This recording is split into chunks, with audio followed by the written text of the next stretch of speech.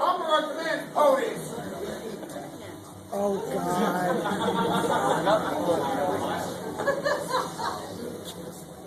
This is awesome. Oh, my God.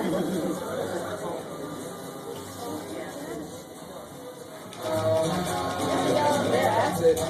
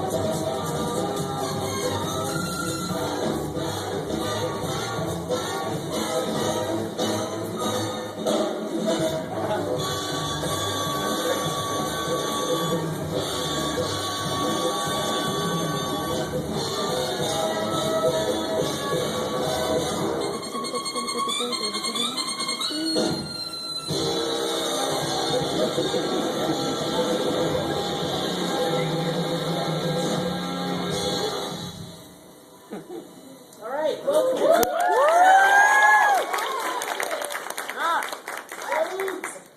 All right, we were actually the second of 3 panels this weekend.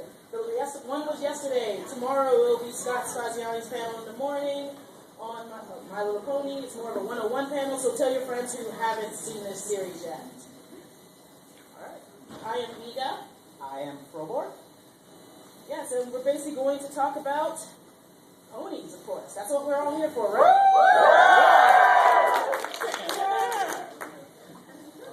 All right, let's get started. We're going to start talking about the characters, because this is very much a character-driven show. And one of the fun things about this show is that these are not 6 Smurfettes. These are 6 different people, and you can map them onto different character types. You can map them onto romance novel heroines. You can map them onto classic types of the hero. You can map them onto the races from Babylon 5. We're not going to do that last one because it's too nerdy even for a con. But if you really want to know, come up and ask me after. Critic. All right, we're going to start with the romance novel heroines.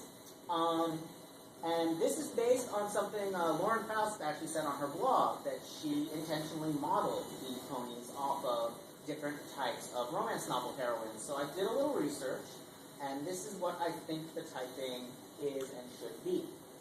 Applejack is what is known as the boss.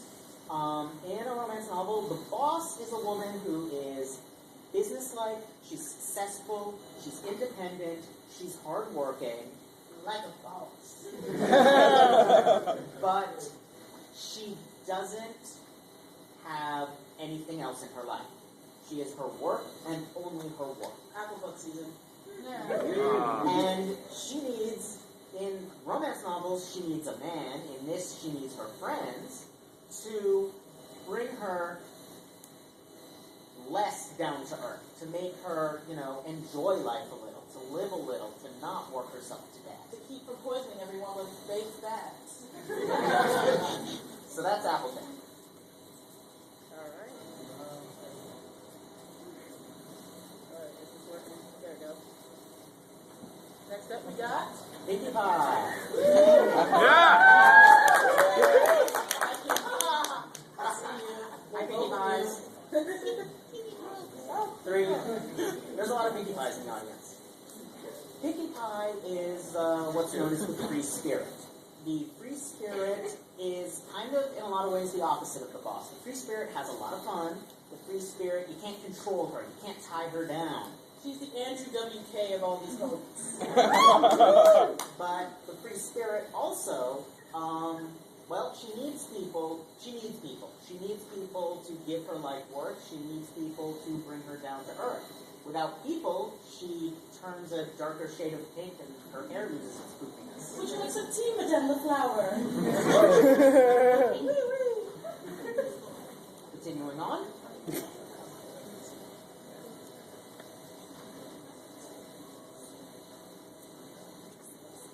Rarity is the waif.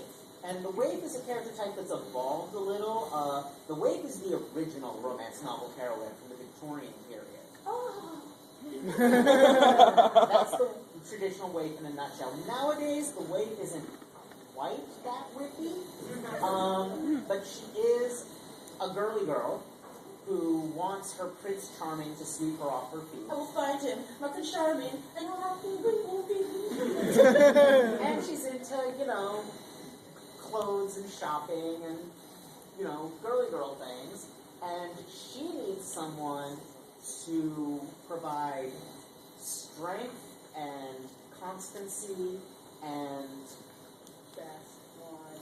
she's Vita's favorite. Yeah. My favorite I story. love fellow designers, what can I say? Next up.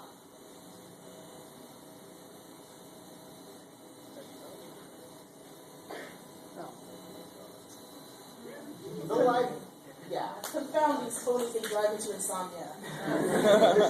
The librarian is, she's the librarian. She's the nerd girl. She's the one who just wants to read her books and be left alone to her serious pursuits and, her knowledge, and she forgets that she has a heart and a body and that those have needs. The fate of the questioner doesn't rely on me making friends. And she needs friends, in the romance novel she needs a man, and in this she needs friends to prove her wrong, to prove to her that she does have emotional needs that need to be filled. Fun fact, it just seems like all men are replaced by friendship. Oh boy. Rainbow Dash. We all know where most of your ages lies. Rarity fan. Yes, a Fluttershy fan. I'm not. Yes! Yes! Fluttershy!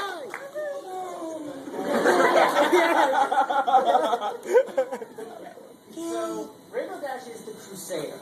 The Crusader's thing is that she has a cause. The most common one in romance novels is some kind of environmental or political crusader. She's trying to save the owls, or she's trying to, defeat the local corrupt politician. Or join the Wonderbolts. Or the Wonderbolts. What she needs is kind of similar to the librarian. She needs to be reminded that she has her own needs, her own emotional needs. She doesn't just exist for her cause. And we see that with Rainbow Dash very much in the first episode, where she's tempted by joining the evil Wonderbolts, Shadowbolts, thank you, and needs, her loyalty to her friends to bring her back.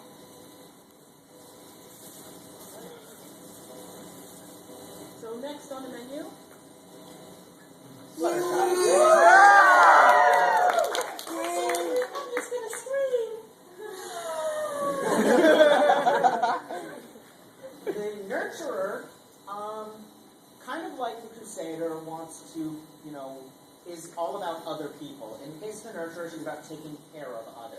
Her animal friends, in the case of Fluttershy. Oh, the girlies and the critters. And she happily, cheerfully just takes care of others, neglecting her own needs. And she needs, her friends to, get her to recognize that she has her own self, her own needs, her own strengths that can come out and, defeat monsters, because she's freaking awesome. And this will take us into another type.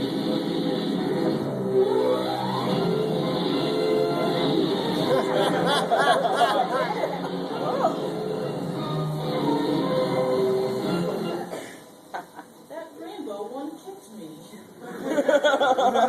Moving on to the types of heroes. They do a lot of heroic stuff in here. In fact, the first 2 episodes is just based on being heroic. And ponies. Now, we have Fluttershy up here as an anti-hero. The thing to recognize is the term anti-hero has gotten very popular, to the point that it now effectively has 2 different definitions. In, professional literary criticism, it means one thing. In pop culture, it means another. Fluttershy is the literary definition of anti-hero. Best example of that I can think of that'll be widely familiar is Frodo Baggins.